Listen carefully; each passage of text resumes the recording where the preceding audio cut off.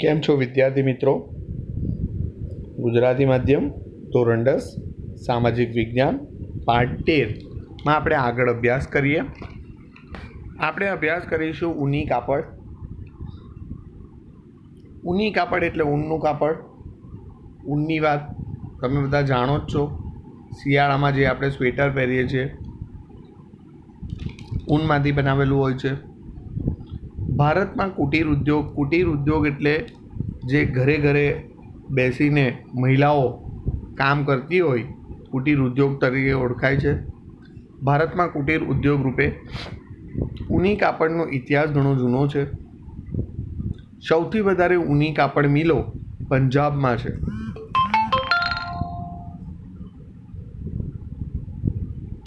ત્યારબાદ મહારાષ્ટ્રનો ક્રમ આવે છે. ઉત્તર પ્રદેશમાં પણ ઊની કાપડની મિલો છે. ગુજરાતમાં અમદાવાદ અને જામનગરમાં ઊની વસ્ત્રોના કેન્દ્રો છે. પંજાબમાં ધારીવાલ, લુધિયાણા અને અમૃતસર મુખ્ય કેન્દ્રો છે. રાજસ્થાનમાં બીકાનેર, જયપુર તથા જમ્મુ કાશ્મીરમાં શ્રીનગર, કર્ણાટકમાં બેંગાલુરુ મુખ્ય કેન્દ્રો છે.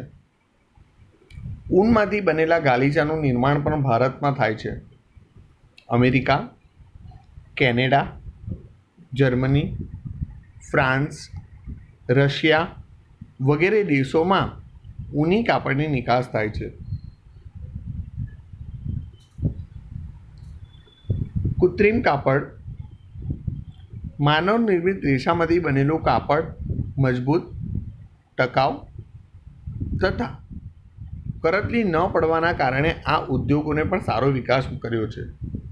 મિત્રો, અત્યારના તમે માનવ નિર્મિત રેસામાંથી જે બનેલું કાપડ તમે જોયું હોય, ટૂંકમાં કપડાં જેને અસ્ત્રી કરવાની જરૂર જ નહીં પડે એવા કાપડનો હવે ખૂબ જ સવિશેષ ઉપયોગ થવા લાગ્યો છે. કપાસના રેસા સાથે કૃત્રિમ રેસા મેળવી મિશ્ર કાપડ બનાવાય છે. કેરળ, મહારાષ્ટ્ર, ગુજરાત, ઉત્તર પ્રદેશ, પશ્ચિમ બંગાળ, તમિલનાડુ વગેરે આ ઉદ્યોગોના મુખ્ય ઉત્પાદક રાજ્યો છે. સુરત, વડોદરા, કાનપુર, મુંબઈ, અમદાવાદ, કોલકાતા, ચેન્નઈ, મોદીનગર વગેરે શહેરો પણ ઉલ્લેખનીય કેન્દ્રો છે. ખાંડ ઉદ્યોગ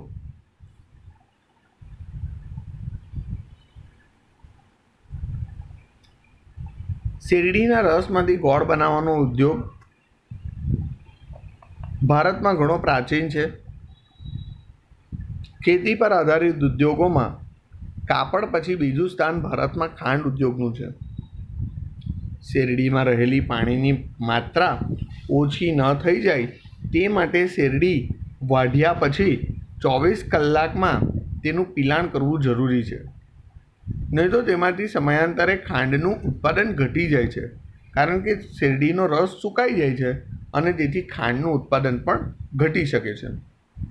તેથી ખાંડ તથા ખાંડસરીના કારખાના તેના ઉત્પાદન ક્ષેત્રોની નજીકના સ્થળોએ જ સ્થાપવામાં આવે છે. મહારાષ્ટ્ર, ઉત્તર પ્રદેશ, તમિલનાડુ, કર્ણાટક, આંધ્રપ્રદેશ, ગુજરાત વગેરે રાજ્યોમાં ખાંડના કારખાના છે. ગુજરાતમાં બારડોલી, ગણદેવી, સુરત, નવસારી, સાયણ, વ્યારા, ભરૂચ, કોડીનાર તથા તલાળા ગીર વગેરે સ્થળોએ આ ઉદ્યોગ સ્થપાયો છે.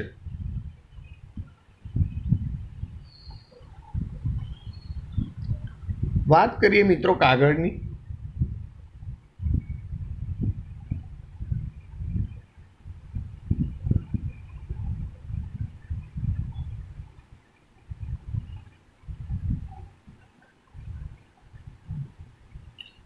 પોચું લાકડું, વાંસ, ઘાસ, શેરડીના કૂચા વગેરેમાંથી કાગળ બનાવવામાં આવે છે. આંધ્રપ્રદેશ, મહારાષ્ટ્ર, પશ્ચિમ બંગાળ, ઓડિશા, કર્ણાટક, ગુજરાત, મધ્યપ્રદેશ, છત્તીસગઢ, તમિલનાડુ, હરિયાણા વગેરે રાજ્યોમાં તેનું ઉત્પાદન થાય છે. ગુજરાતમાં અમદાવાદ, રાજકોટ, સુરત, વાપી, વલસાડ, વડોદરા વગેરેમાં આ ઉદ્યોગ વિકસ્યો છે. ખનિજ પર આધારિત ઉદ્યોગો, જે ઉદ્યોગોમાં કાચા માલ તરીકે ખનિજો વપરાય છે તેને ખનિજ આધારિત ઉદ્યોગ કહે છે. લોખંડ અને પોલાદ ઉદ્યોગ, એલ્યુમિનિયમ, તાંબુ, રસાયણ ઉદ્યોગ, ખાતર ઉદ્યોગ, સિમેન્ટ ઉદ્યોગ, પરિવહનના ઉપકરણો તથા ઇલેક્ટ્રોનિક ઉદ્યોગોનો સમાવેશ ખનિજ આધારિત ઉદ્યોગમાં થાય છે.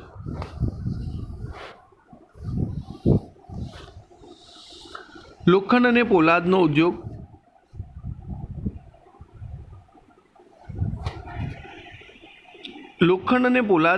ઉદ્યોગ આધુનિક ઔદ્યોગિક અને આર્થિક વિકાસની ધરી સમાન છે. તેના ઉત્પાદનોથી અન્ય ઉદ્યોગોના યંત્રો અને અન્ય સંરચનાનું નિર્માણ થાય છે. આ ઉદ્યોગને ચાવીરૂપ ઉદ્યોગ પણ ગણી શકાય છે. ભારતમાં લોખંડ બનાવવાની પ્રક્રિયા ઘણી પ્રાચીન છે.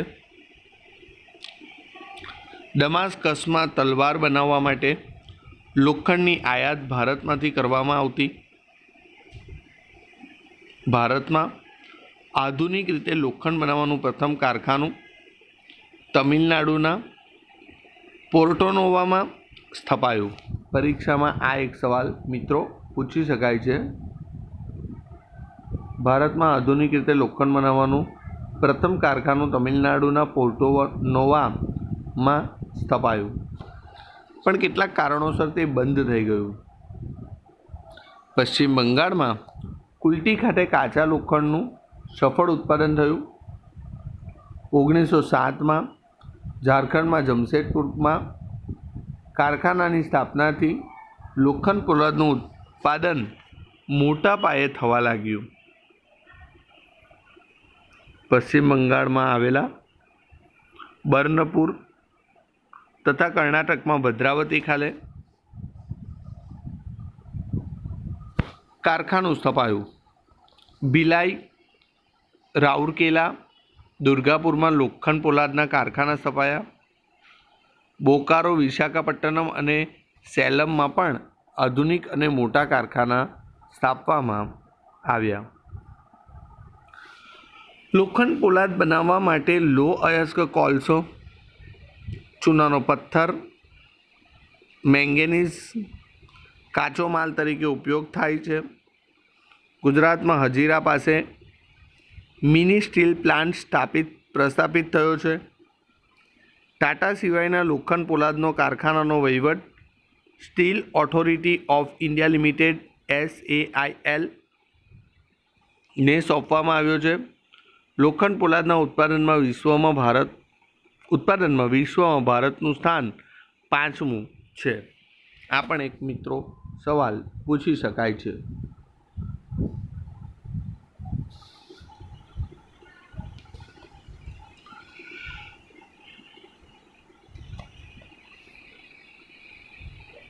અહીં તમે જોઈ શકો છો લોખંડ પોલાદના ઉદ્યોગોના કેન્દ્રો અહીં બતાવવામાં આવ્યા છે.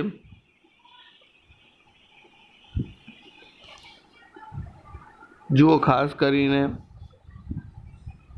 મિત્રો ઉત્તર ભારતમાં તો નથી. અહીં તમે જોઈ શકો છો એક દુર્ગાપુર છે,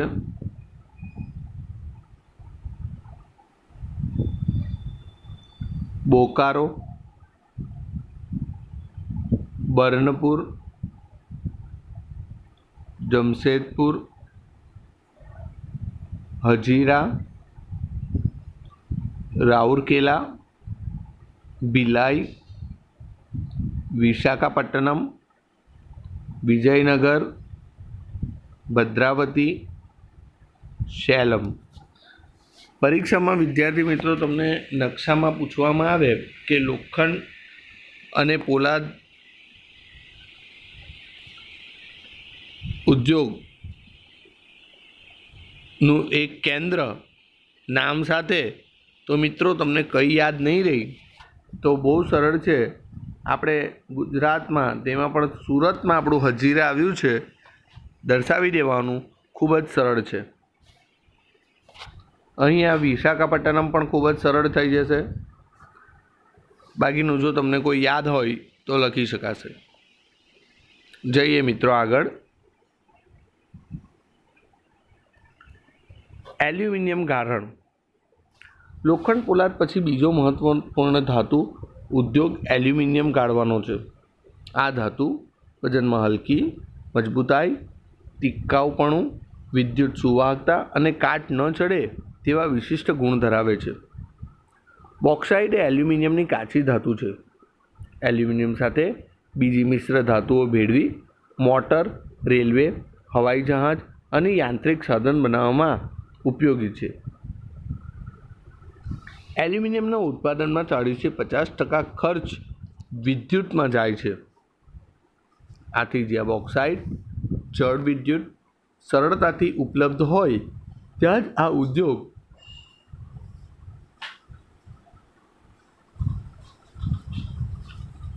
સ્થપાયા છે.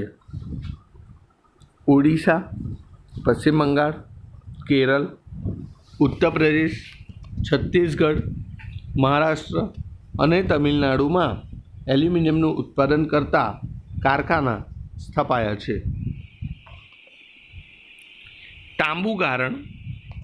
વિદ્યુત સુવાહકતા તથા બીજી ધાતુઓ સાથે સરળતાથી ભળવાના ગુણને લીધે તાંબાનો ઉપયોગ વધ્યો છે. વિદ્યુત ઉદ્યોગ, refrigerator, air conditioner, automobile, radiator, ઘર વપરાશના વાસણો વગેરે સાધનોમાં તાંબુ ઉપયોગી છે. ભારતમાં સૌપ્રથમ તાંબા ગારણ ઉદ્યોગનો એકમ ભારતીય તાંબા નિગમ આઈસીસી દ્વારા ઝારખંડમાં ઘાટશિલા ખાતે પ્રસ્થાપિત કરવામાં આવ્યો. 1972માં ભારતીય તાંબા નિગમને હિન્દુસ્તાન કોપર લિમિટેડ અંતર્ગત હસ્તાંતરણ કરવામાં આવ્યું. આજે હિન્દુસ્તાન કોપર લિમિટેડ ઉપરાંત ખાનગી ક્ષેત્રમાં પણ તાંબાનું ઉત્પાદન કરવામાં આવે છે. તેમ છતાં ભારતમાં પોતાની જરૂરિયાતનું ઉત્પાદન ન થતું હોવાથી વિદેશમાંથી આયાત કરવું પડે છે.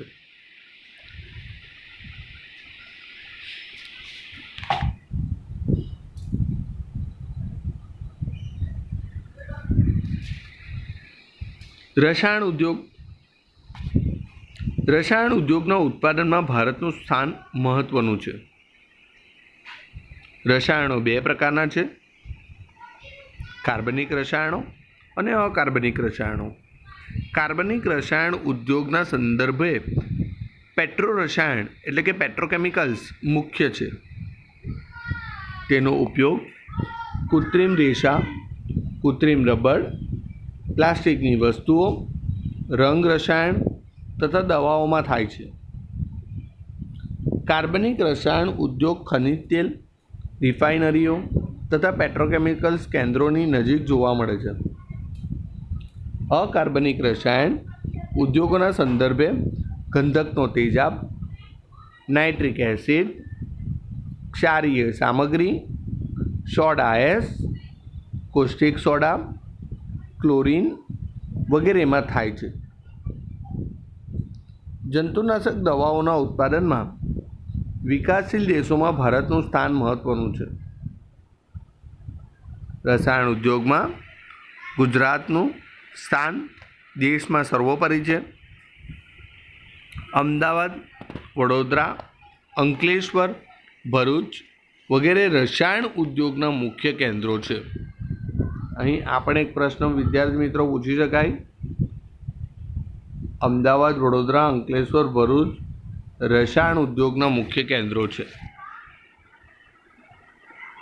અહીં સવાલ એવો પણ પૂછવામાં આવે કે ગુજરાતમાં રસાયણ ઉદ્યોગના મુખ્ય કેન્દ્રો કયા છે?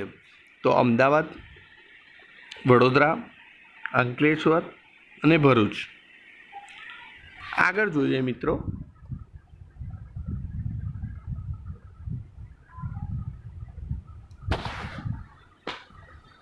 રાસાયણિક ખાતર ઉદ્યોગ.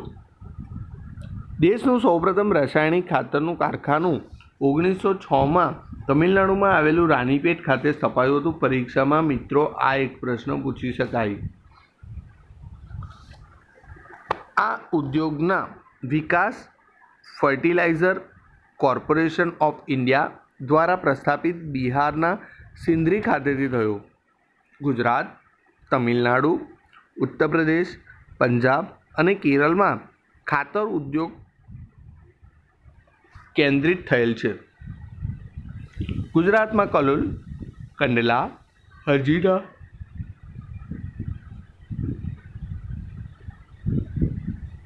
ભરૂચ, વડોદરા વગેરે સ્થળોએ રાસાયણિક ખાતરના કારખાના આવેલા છે. પ્લાસ્ટિક ઉદ્યોગ. પ્લાસ્ટિક ઉદ્યોગને સનરાઇઝ ઇન્ડસ્ટ્રી પણ કહેવામાં આવે છે. દેશમાં દર વર્ષે ઉત્તરોત્તર પ્લાસ્ટિકની કાચા માલની માંગમાં વધારો થાય છે. વોટરપ્રૂફિંગ તથા બીબામાં ઢાળી શકાય એવા ગુણના કારણે પેકિંગ, રસાયણોના સંચયન, ટેક્સટાઇલ, મકાન બાંધકામ, વાહન નિર્માણ, ઇલેક્ટ્રોનિક્સ વગેરેમાં પણ તેનો ઉપયોગ થાય છે. દિલ્હી, મુંબઈ, કોલકાતા, બેંગાલુરુ, વડોદરા, વાપી, કાનપુર,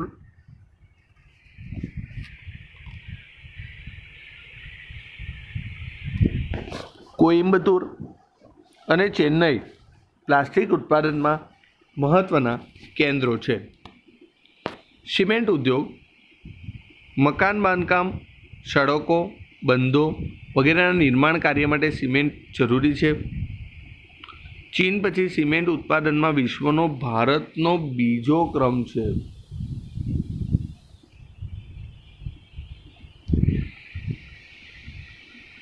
તે વિશ્વના આશરે 6% ઉત્પાદન કરતો દેશ બન્યો છે. ચૂના, પથ્થર, કોલસો, ચિરોડી, બોક્સાઇટ, ચીકણી માટી વગેરે સિમેન્ટ બનાવવાનો કાચો માલ છે. કાચો માલ અને ઉત્પાદનનો વજનમાં ભારે હોવાથી સિમેન્ટના કારખાના જ્યાં કાચો માલ વધુ ઉપલબ્ધ છે ત્યાં સ્થપાયા છે. ગુજરાતમાં આ ઉદ્યોગનો સારો એવો વિકાસ થયો છે.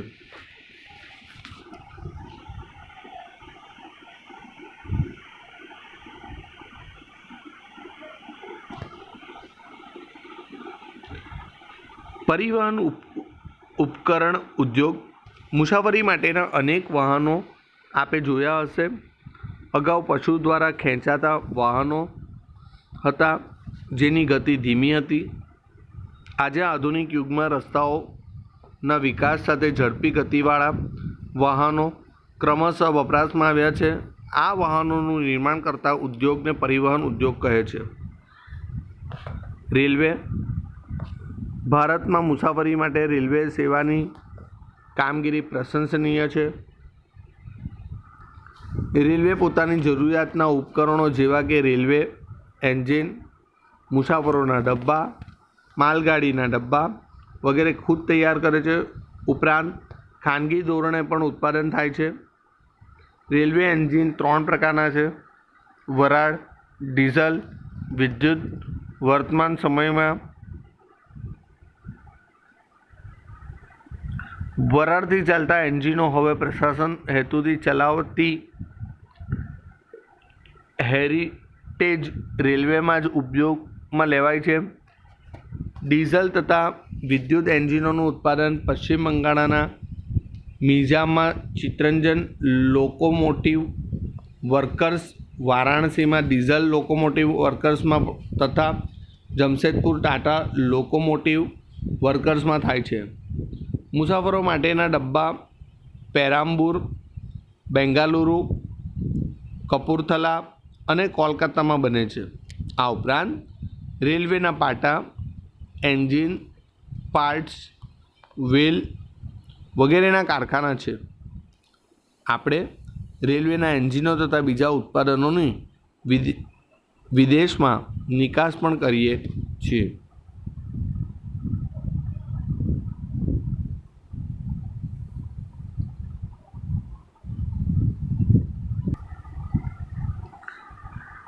સડક વાહનો સ્વતંત્રતા પહેલાં આપણે વિદેશથી આયાત કરેલા ગાડીના ભાગોને જોડીને ગાડીઓ બનાવતા હતા.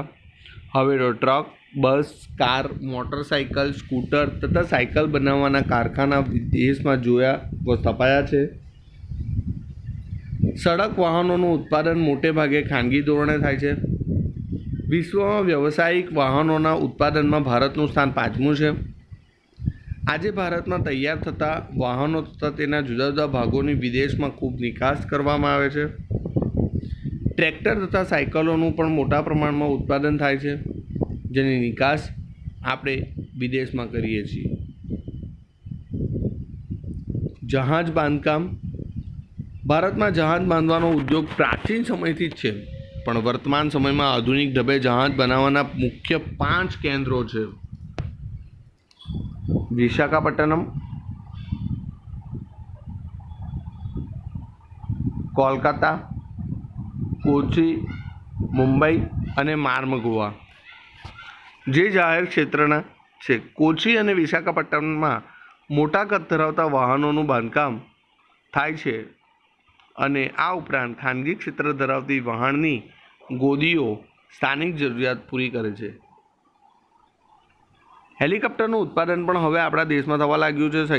સૈન્યની જરૂરિયાતો માટે બેંગાલુરુ, કોરાપુટ, નાસિક, હૈદરાબાદ અને લખનૌમાં હવાઈ જહાજના ઉદ્યોગના એકમો સ્થાપવામાં આવ્યા છે. ભારતમાં હજુ સુધી યાત્રિકોના પરિવહન માટે હવાઈ જહાજ બાંધકામનો પ્રારંભ થયો નથી.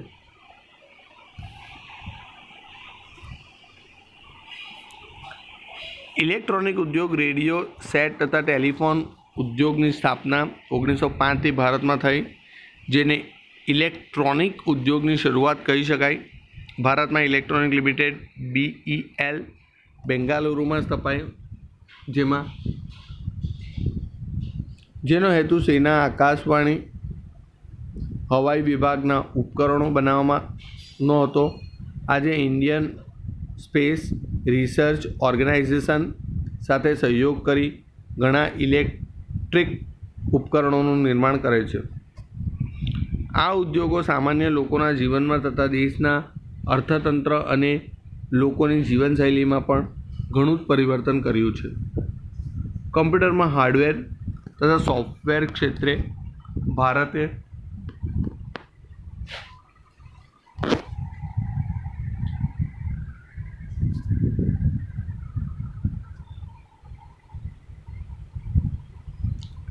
ઘણી પ્રગતિ કરી છે. બેંગાલુરુને આ ઉદ્યોગની રાજધાની બનાવ્યું છે. તેને ભારતની સિલિકોન વેલી કહેવામાં આવે છે. આ ઉદ્યોગના વિકાસ સાથે માટે સોફ્ટવેર પાર્ક, વિજ્ઞાન પાર્ક તથા પ્રૌદ્યોગિકી પાર્ક બનાવવામાં આવ્યા છે. ભારતમાં આ ઉદ્યોગનું ભાવિ આશાસ્પદ છે. ઔદ્યોગિક પ્રદૂષણ અને પર્યાવરણીય અતિક્રમણ. દેશના આર્થિક વિકાસમાં પ્રૌદ્યોગિક ઉત્પાદનોનો નોંધપાત્ર ફાળો રહ્યો છે. ઉદ્યોગે પ્રદૂષણમાં પણ વધારો કર્યો છે અને પર્યાવરણનું અતિક્રમણ કર્યું છે. કુદરતી તથા માનવ સર્જિત કારણોને લીધે પર્યાવરણની ગુણવત્તામાં ઘટાડો થયો છે. તેને પર્યાવરણ અતિક્રમણ થયું કહેવાય. ઉદ્યોગ થતી મુખ્યત્વે 4 પ્રકારના પ્રદૂષણો જોવા મળે છે: હવા પ્રદૂષણ, જળ પ્રદૂષણ, ભૂમિ પ્રદૂષણ અને ધ્વનિ પ્રદૂષણ.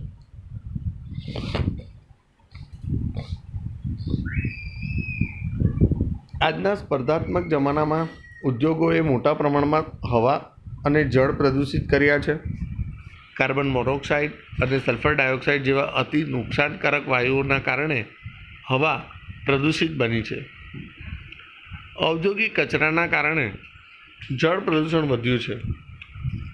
આજે ઘણા કારખાના નિયમને અવગણીને ઔદ્યોગિક રીતે દૂષિત થયેલા પાણીને નદીમાં વહાવી દે છે. આજે પાણી દૂષિત કરતાં અતિ દૂષિત બન્યું છે. ધ્વનિ પ્રદૂષણ પણ માનવ જીવન માટે બહેરાશનું એક કારણ છે. ઉદ્યોગોમાં જૂની મશીનરી તથા પરિવહનના સાધનોના કારણે અવાજનું પ્રદૂષણ વધ્યું છે. અતિશય ઘોંઘાટના કારણે મનુષ્ય માનસિક તાણ પણ અનુભવે છે. પર્યાવરણીય અતિક્રમણને રોકવાના ઉપાયો: દેશનો વિકાસ થાય પણ સાથે પર્યાવરણનો વિનાશ ન થાય એ રીતે વિકાસ કરવાનો છે. ઔદ્યોગિક વિકાસનું યોગ્ય આયોજન કરી પ્રદૂષણની માત્રા ઘટાડી શકાય. ઉપકરણોની ગુણવત્તા તથા ઈંધણની પસંદગી દ્વારા પણ પ્રદૂષણ ઓછું કરી શકાય. હવામાં ઉત્સર્જિત થતા પ્રદૂષણને ફિલ્ટર, સ્ક્રબર યંત્ર, પ્રેસિપિટેટર્સ દ્વારા નિયંત્રિત કરી શકાય. ઉદ્યોગના પ્રદૂષિત પાણીને નદીમાં છોડતા પહેલાં શુદ્ધિકરણ કરી જળ પ્રદૂષણ નિવારી શકાય. ઉદ્યોગોના પ્રદૂષિત પાણીને પ્રક્રિયા દ્વારા શુદ્ધ કરી શકાય છે. વિદ્યાર્થી મિત્રો, આજના માટે આટલું. Thank you.